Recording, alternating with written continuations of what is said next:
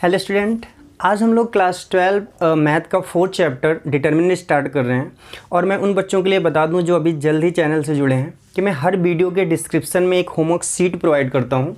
उसे आपको खुद से सॉल्व करना होगा और अगर कोई डाउट होता है तो उस होमवर्क शीट के सॉल्यूशन की वीडियो भी मैं अपलोड करता हूं, आप वहां से जाके क्लियर कर सकते हो। फिर भी अगर कोई प्रॉब्लम होती है आपको तो आप मुझे कांटेक्ट कर सकते हो। उसी शीट पे मेरा कांटेक्ट नंबर होता है, आप मुझे कॉल कर सकते हो, व्हाट्सएप पे मैसेज कर सकते हो या आप वीडियो में ही कमेंट करके हमसे पूछ सकते हो अगर कोई भी प्रॉब्लम होती है आपको। तो आइए हम लोग स्टार्ट करते हैं 4th चैप्टर जो कि डिटर्मिनेंट है।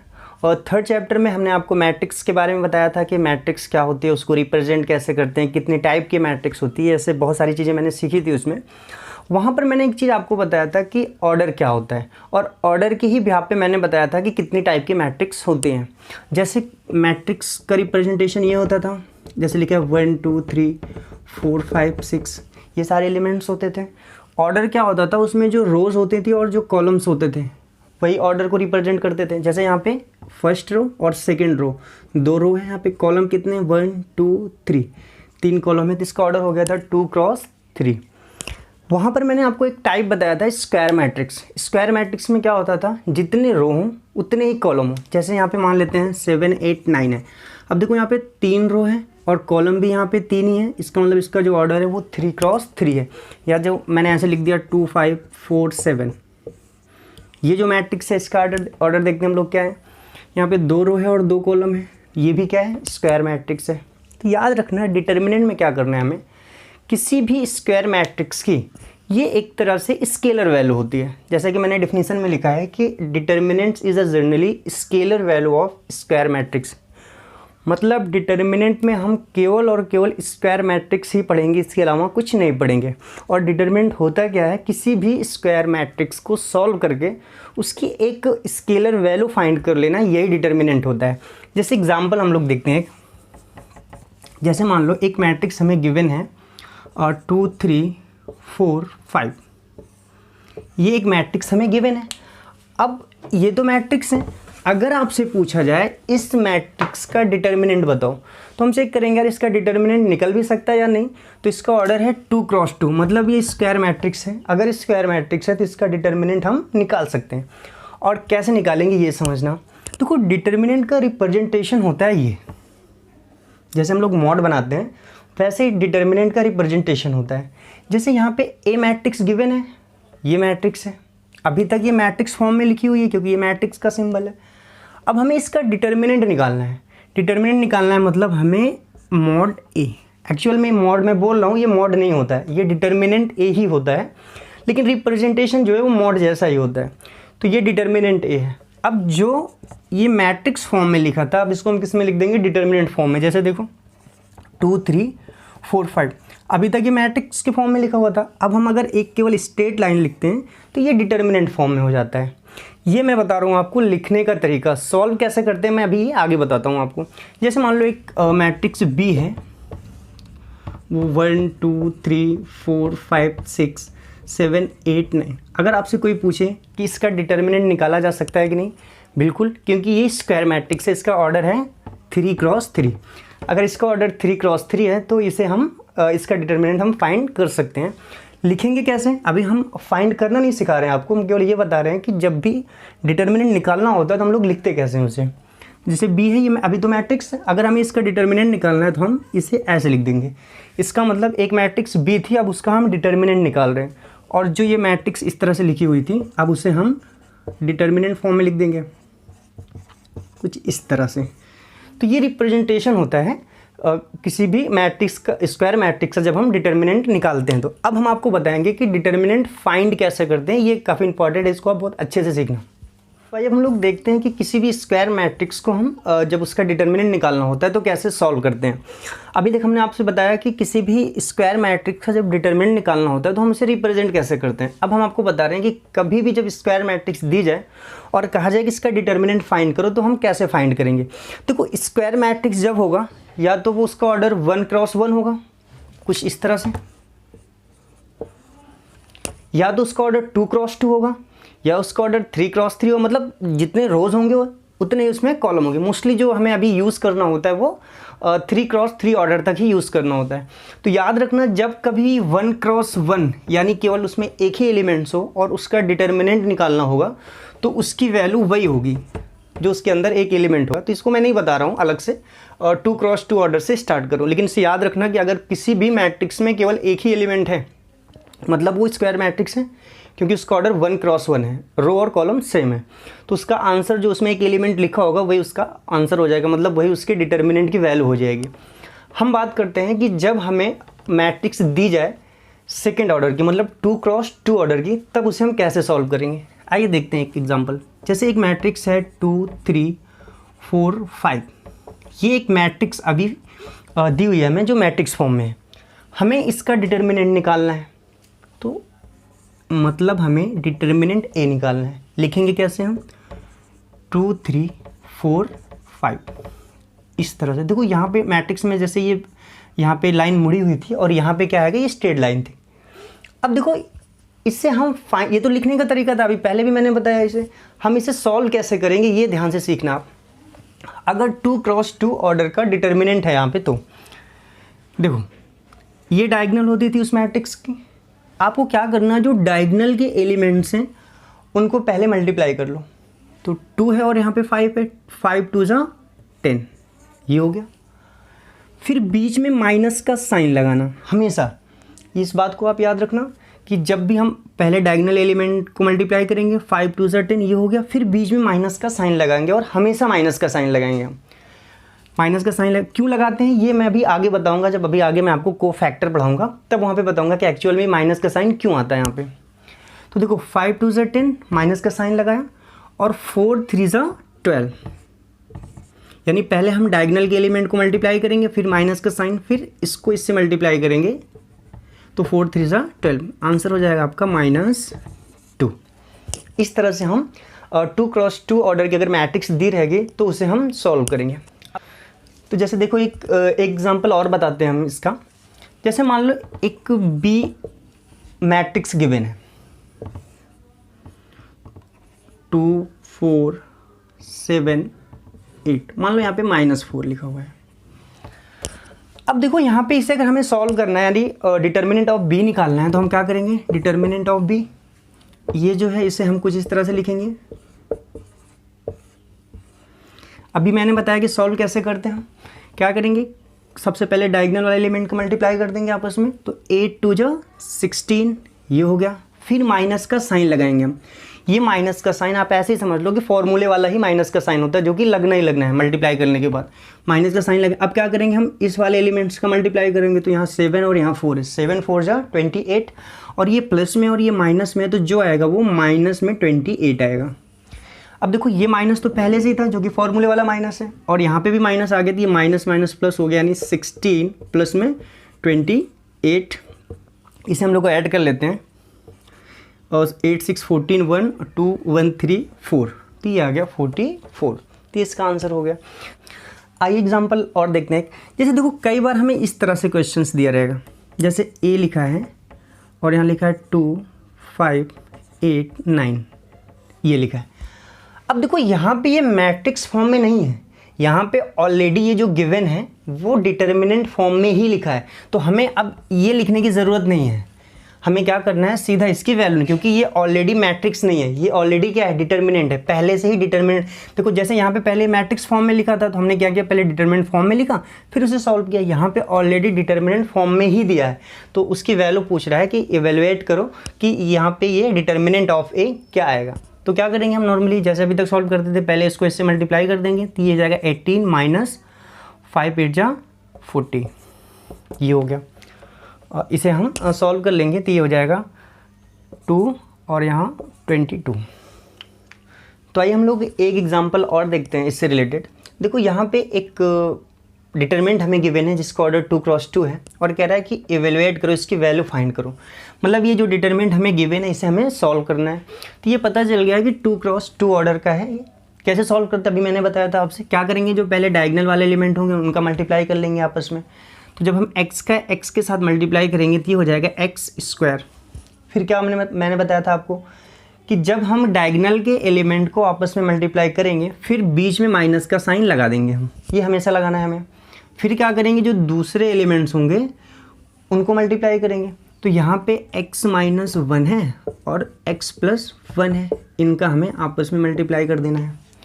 तो देखो ये तो एक्स स्क्वायर हो गया माइनस साइन ये लगा दिया मैंने।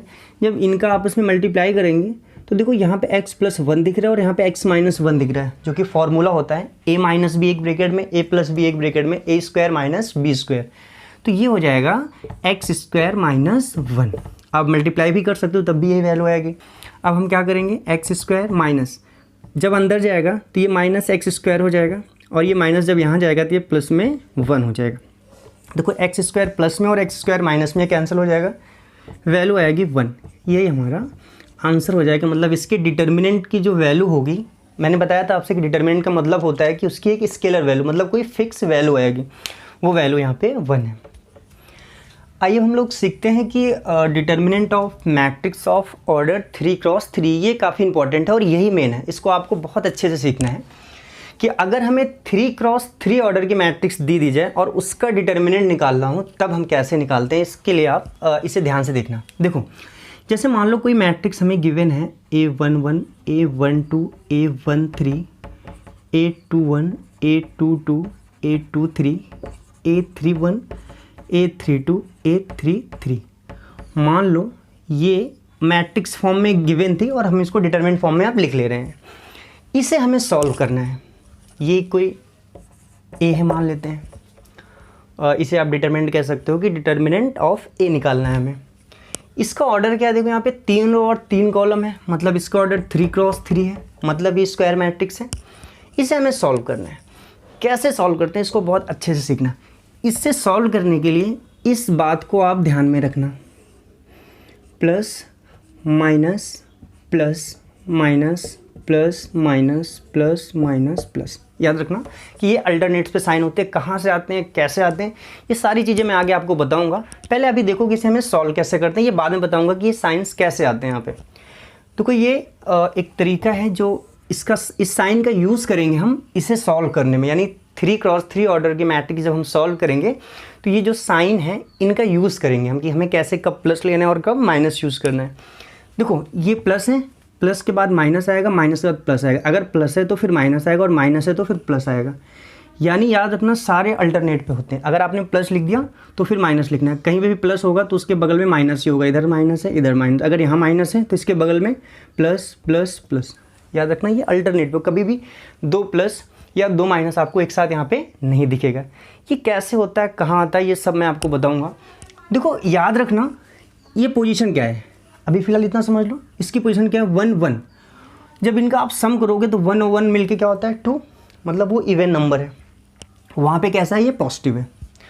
देखो 1 और 2 क्या होता है 3, ये ऑड नंबर है और वहाँ पे क्या है नेगेटिव है। 1 और 3 क्या होता है ये 4, जो कि इवन है, वहाँ पे क्या है पॉजिटिव है। और कोई उठाते हैं 2 और 2 A22, इसकी पोजीशन क्या है 2 2, मतलब ऐड करेंगे तो 4 आएगा जो कि इवन है और यहाँ पे ये पॉजिटिव है। देखो 2 3 ये 5 हो जाएगा जो कि ऑड है, अगर ऑड है तो नेगेटिव आएगा, यहाँ पे देखो माइनस आ गया। तो याद रखना ये साइन यहाँ से आप चेक कर सकते हो। बाकी कैसे आगे आता है जब हम माइनर को फैक्टर सीखेंगे तो वहाँ ये हमें पता चल जाएगा कि प्लस माइनस क्यों यूज़ करते थे हम लोग। अब देखो इनका यूज़ कैसे करेंगे ये आपको सीखना है अच्छे से। देखो ये 3×3 ऑर्डर की मैट्रिक्स है या डिटर्मिनेंट है, इसे हमें सॉल्व करना है। देखो जब भी हमें इसे सॉल्व करना होगा तो हम क्या करेंगे, कैसे इसे हम एक्सपैंड करेंगे, इसे आपको सीखना है अच्छे से। जब भी हमें इसे एक्सपैंड करना होगा तब हम क्या करेंगे, इनमें से किसी एक रो को ले लेंगे या किसी एक कॉलम को ले लेंगे। इस बात को आप बहुत अच्छे से समझ लेना कि जब भी हम इसे 3×3 ऑर्डर की कोई मैट्रिक्स या डिटर्मिनेंट हम कहते हैं सॉल्व करना है तो हम क्या करेंगे, किसी एक रो को ले लेंगे या किसी एक कॉलम को ले लेंगे, उसी के अकॉर्डिंग हम क्या कर देंगे एक्सपेंशन कर देंगे। कैसे करते हैं ये सीखना। चलो मान लो मैं फर्स्ट रो ले रहा हूँ। जब हम फर्स्ट रो के अकॉर्डिंग इसका एक्सपेंशन कर रहे हैं तो सबसे पहले हम सबसे पहला एलिमेंट उठाएंगे। सबसे पहला एलिमेंट है A11, ये एलिमेंट ले लिया मैंने। अब देखो इसके पहले जो साइन लगना है वो साइन हम यहाँ से चेक करेंगे।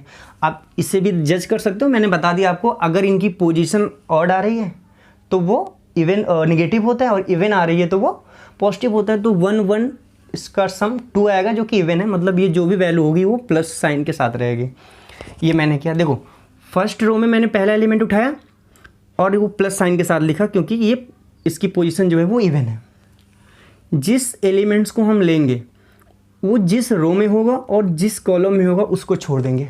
देखो वो इस रो में है और इस कॉलम में है, इसको मैंने छोड़ दिया, बचा क्या, ये 4 एलिमेंट्स। फिर से समझ लो, A11 लिया, इस वाले रो में था हटा दिया, इस वाले कॉलम में था इसको हटा दिया, तो बचा क्या, A22, A23, A32, A33, ये एलिमेंट्स बच गए। अब समझना, हमें रो के अकॉर्डिंग एक्सपेंशन कर रहे हैं हम।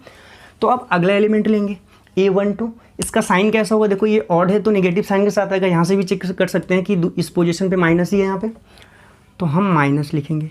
और A12 है तो जो भी एलिमेंट होगा वो हम लिख देंगे, A12 लिख दिया। ये मैं अभी एक एग्जांपल दे रहा हूँ, इसके अभी नंबर्स वाले क्वेश्चंस करेंगे तो और अच्छे से क्लियर होगा आपको। तो देखो A12 लिखा, अब हम क्या करेंगे, वो जिस रो में होगा और जिस कॉलम में होगा उसे ड्रॉप कर देंगे। तो वो फर्स्ट रो में है, इस वाले रो में है और इस वाले कॉलम में, यानी इस रो को छोड़ेंगे और इस कॉलम को छोड़ेंगे। बचेगा क्या, A21, A31 और यहाँ से A23 और A33, ये बचेगा। अब हम क्या करेंगे, इस रो के अकॉर्डिंग एक्सपेंशन कर रहे थे, तो इसमें एक एलिमेंट और मिल रहा है हमें A13, इसको भी रखेंगे और इसका साइन कैसा रहेगा आपको आइडिया लग गया होगा कि 1 3 4 होगा, मतलब ये इवन है। इवन है तो पॉजिटिव साइन के साथ आता है, तो हम प्लस के साथ लिखेंगे और A13 ये लिख दिया मैंने। अब क्या करेंगे, ये फर्स्ट रो में है और थर्ड कॉलम में है, यानी ये रो छूटेगी और ये वाला कॉलम छूटेगा, तो होगा क्या, A21, A22, A31, A32, ये हो गया। अब देखो यहाँ तक मैंने इसे सॉल्व कर लिया। अब ये क्या हुआ कि ये जो डिटरमिनेंट मिल रहा है हमें वो सेकंड ऑर्डर का बन गया, यानी थर्ड ऑर्डर को मैंने एक्सपेंड कर दिया, अब ये सेकंड ऑर्डर के फॉर्म में आ गई है। तो अब तो मुझे पता है ये कैसे सॉल्व करते हैं। A11 रहने दिया, देखो इसे कैसे सॉल्व करेंगे, पहले डायगोनल वाले को मल्टीप्लाई करते हैं, तो A22, A33 minus A32 into A23। अभी नंबर होता तो कोई वैल्यू आती है यहाँ पे, माइनस A12 हमने लिखा, क्या करेंगे, पहले डायगोनल वाले एलिमेंट को मल्टीप्लाई कर देंगे, यानी A21 और A33 माइनस A31, A23। अब क्या करेंगे, यहाँ पे प्लस में A13 है, मैंने लिख दिया इसको ऐसे। अब इसे हम जब सॉल्व करेंगे तो ये होगा A21, A32 minus A22, A31, ये हो गया। इसे हम कोई नंबर होगा तो सॉल्व करेंगे तो एक फिक्स्ड वैल्यू आ जाएगी। अभी एग्जांपल हम देखते हैं, तो इसे नोट कर लो आप लोग। तो आइए हम लोग अब ये एग्जांपल देखते हैं। देखो एक हमें डिटर्मिनेंट है, देखो ये मैट्रिक्स फॉर्म में नहीं है, ऑलरेडी ये डिटर्मिनेंट फॉर्म में दिया है, तो सीधा हम सॉल्व करेंगे। अगर ये मैट्रिक्स फॉर्म में दिया होता तो पहले हम डिटर्मिनेंट फॉर्म में लिखते फिर सॉल्व करते। ये 3x3 ऑर्डर की है। अब कैसे सॉल्व करेंगे, जैसे मैंने बताया अभी आपको, आप इसमें से कोई एक रो ले लो, जैसे फर्स्ट रो ले लो, सेकंड रो ले लो, थर्ड रो ले लो, या फर्स्ट कॉलम, मतलब कोई भी एक रो ले लो या कोई भी एक कॉलम ले लो, उसके अकॉर्डिंग इसे एक्सपेंड कर दो। और जब एक्सपेंड करेंगे तो हमें साइन का ध्यान रखना होगा कि कौन सा नंबर किस साइन के साथ लिया जाएगा। उसके लिए ये फॉर्मेट जो मैंने बताया था ये आप सीधा सीधा समझ सकते हो। अगर उसकी पोजीशन इवन पे है तो हम प्लस साइन के साथ लिखेंगे, उसकी पोजीशन ऑड पे है तो हम नेगेटिव साइन के साथ लिखेंगे। कैसे ये ऑड और इवन देखा जाएगा, आइए देखते हैं हम लोग। देखो ये मान लो, चलो हम फर्स्ट रो के अकॉर्डिंग इसे भी ओपन कर रहे हैं, तो 1 है, ये हमने 1 लिख दिया। अब बताओ ये किस साइन के साथ रहेगा, इसकी पोजीशन क्या है, पोजीशन होती है 1 1, मतलब सम आएगा 2। वैसे मैंने बताया यहाँ पे प्लस होता है तो ये प्लस साइन के साथ लिया जाएगा। अब हम क्या करेंगे, जिस रो में होगा और वो जिस कॉलम में होगा उसे छोड़ देंगे। वो इस रो में है और इस कॉलम में, इसे हम छोड़ देंगे। बचेगा क्या यहाँ पे, 5 6 8 9, ये हो गया। अब हम क्या करेंगे, अगला एलिमेंट लेंगे, तो यहाँ पे 2 है। 2 से हमें मतलब नहीं है, नंबर कुछ भी हो हमें उससे कोई टेंशन नहीं है, मतलब हमें उसकी पोजीशन क्या है, उसकी पोजीशन है A12।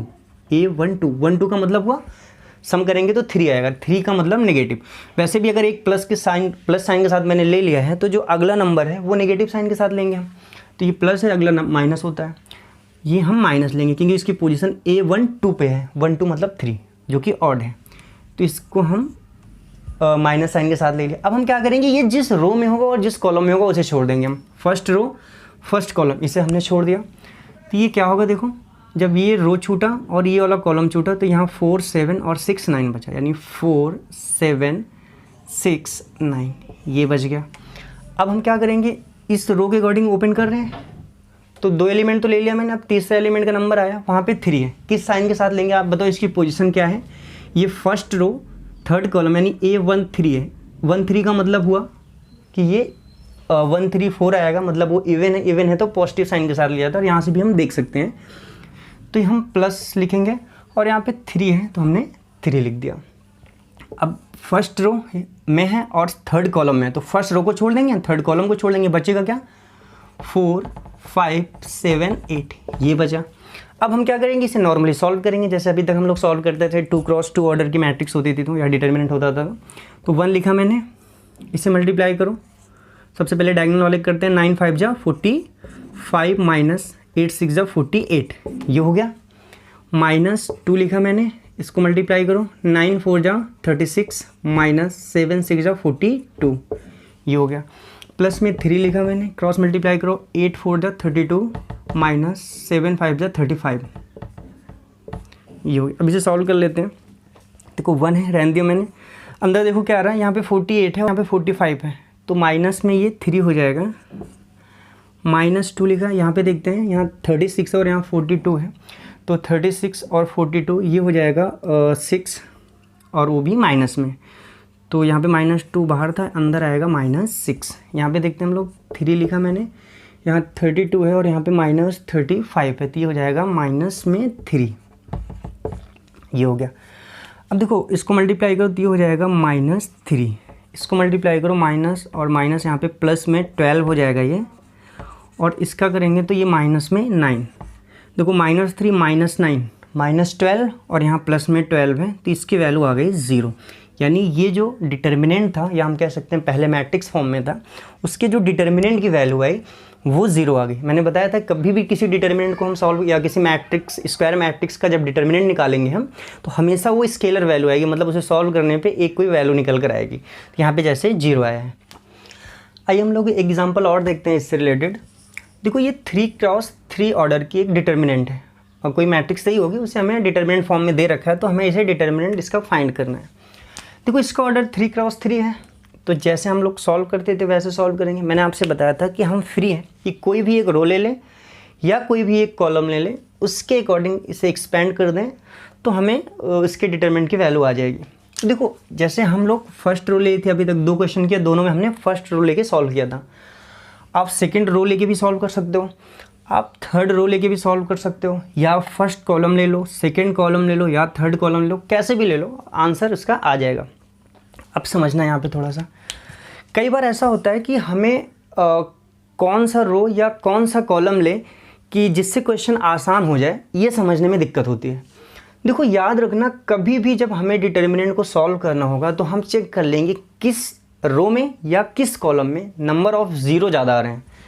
जिस रो में या जिस कॉलम में नंबर ऑफ़ ज़ीरो ज़्यादा आएंगे, हम उसी से एक्सपेंड कर देंगे, तो कैलकुलेशन थोड़ा आसान हो जाएगा। आंसर सेम आएगा, आप किसी भी रो या किसी भी कॉलम से करो, आंसर सेम आएगा।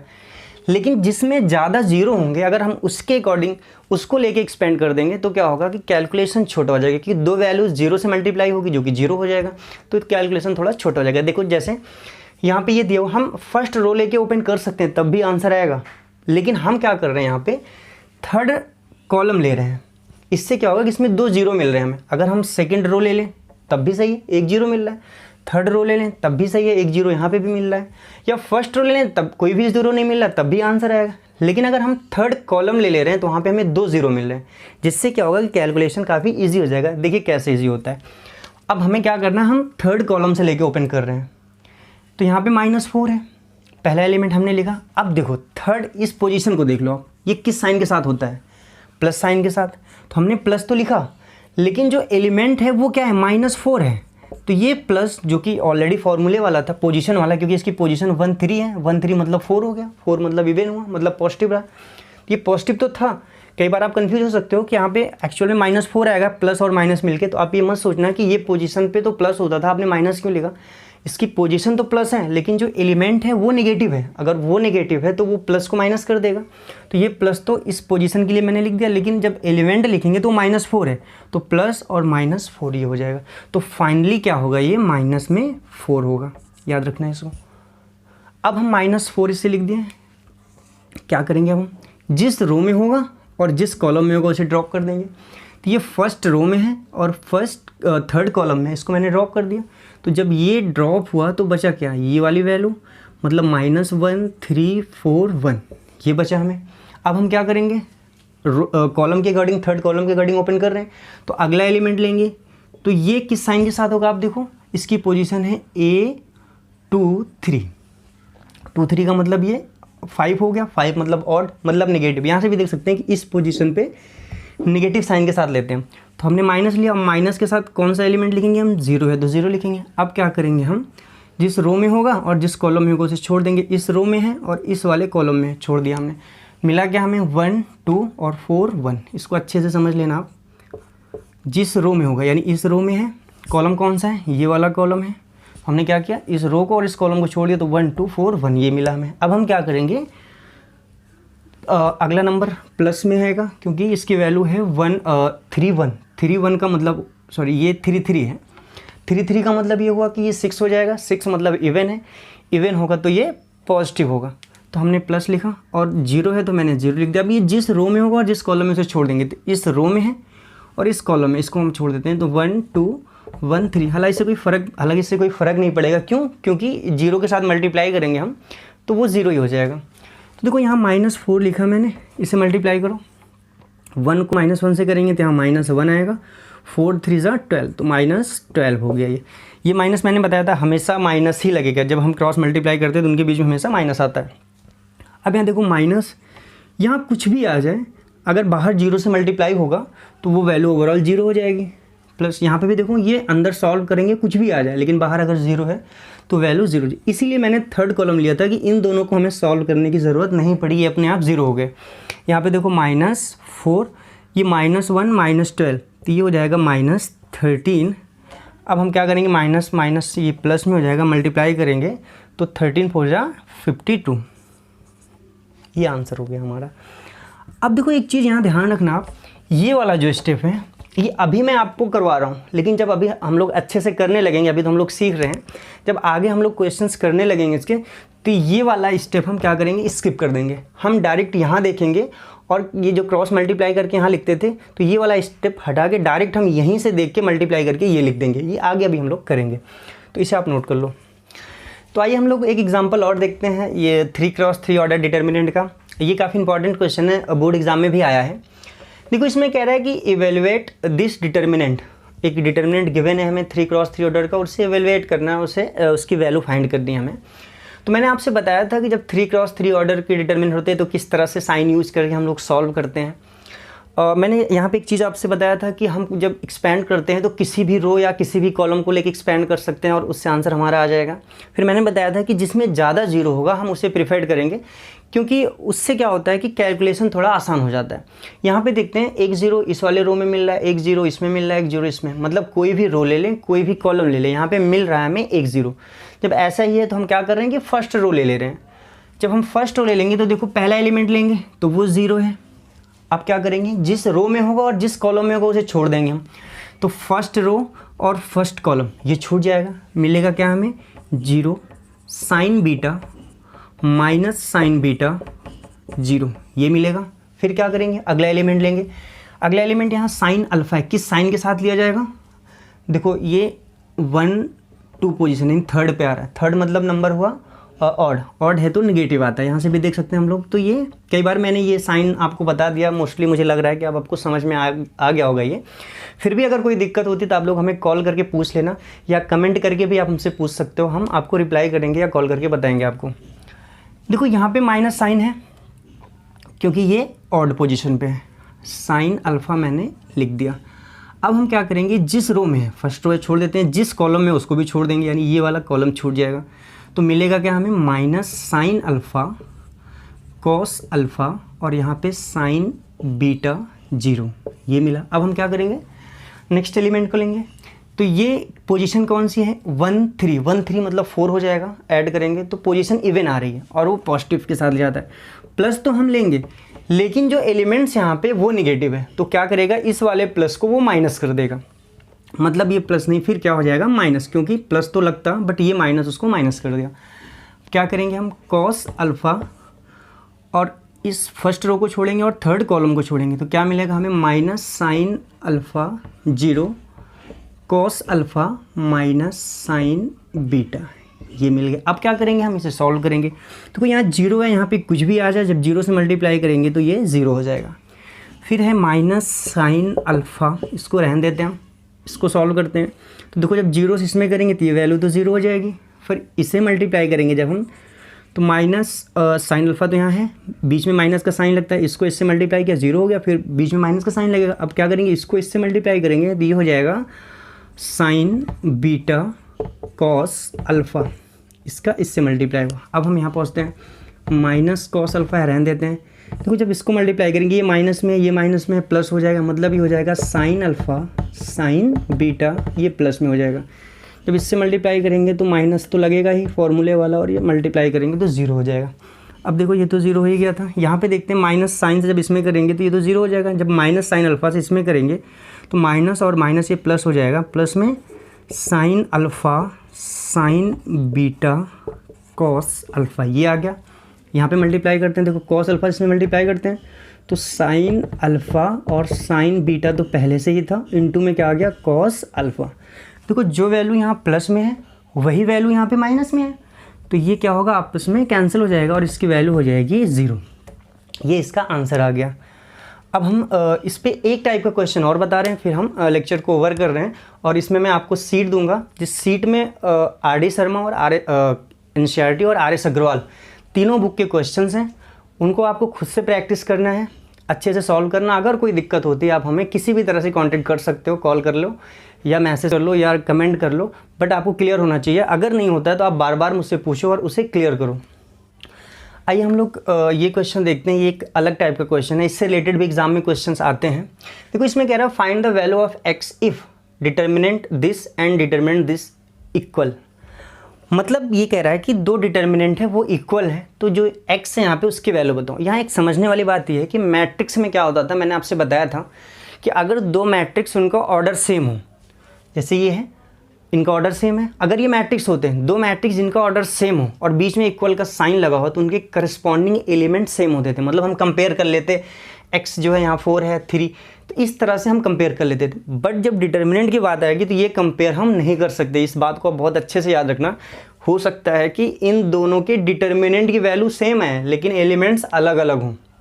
तो जब मैट्रिक्स की बात होगी तो ऑर्डर सेम होगा और इक्वल का साइन होगा, तो हम सारे एलिमेंट्स को कंपेयर कर सकते हैं। लेकिन जब डिटर्मिनेंट की बात होगी तब हम एलिमेंट्स को कंपेयर नहीं कर सकते, क्योंकि ये कह रहा है कि इसका डिटर्मिनेंट और इसका डिटर्मिनेंट सेम है, ना कि वो एलिमेंट सेम है।